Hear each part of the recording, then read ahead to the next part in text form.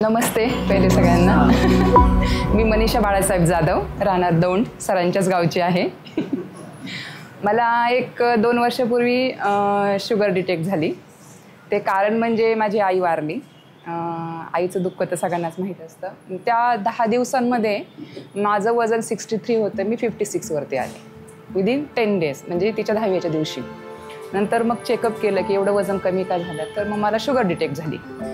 मग नंतर माझे फॅमिली सगळे डॉक्टर आहेत, पण मी त्यांना सगळ्यांना विचारलं की आता मला ही गोळी शेवटपर्यंत खावी लागेल का, किंवा माझी गोळी बंद होईल का। मला खूप टेन्शन आलं की मला शुगर डिटेक्ट झाली म्हणून। तर ते माझे त्यांच्याकडनं फार होप्स होत्या की त्यांनी पॉझिटिव्ह बोलावं, पण त्यांच्याकडनं मला निगेटिव्ह आलं की नाही, तुला आता ही शेवटपर्यंत गोळी घ्यावीच लागेल।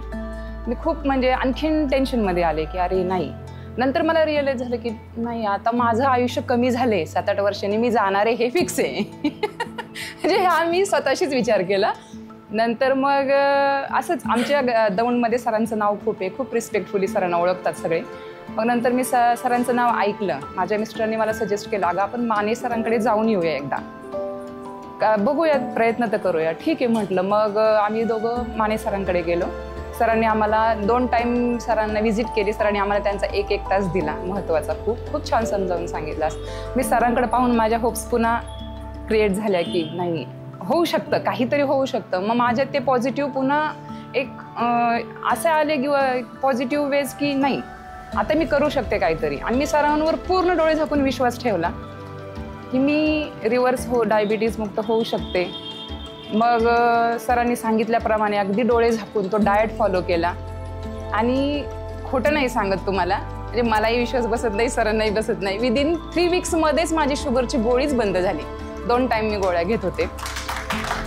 फक्त 3 आठवड्यांमध्ये मी सरांना दाखवलं। सर पण एवढे खुश की अरे एवढ्या लवकर। म्हटलं सर नाही, तुम्ही सांगितलं ते मी अगदी डोळे झाकून विश्वास ठेवला, प्रामाणिकपणे फॉलो केला डाएट। तसं मी सगळ्यांना अगदी भरभरून सांगत सुटले की माझी शुगरची गोळी बंद झाली आहे।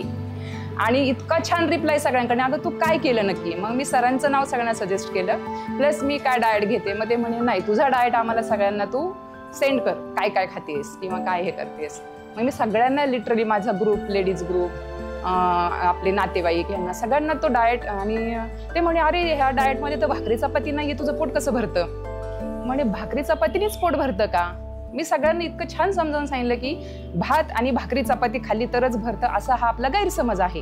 तुम्ही एक फोकस करा ना, तुम्हाला जे खायचंय त्याच्याकडे तुम्ही पहा, जे खायचं नाही त्याला डिलीट मारा ना। खूप सोपा वे आहे म्हटलं।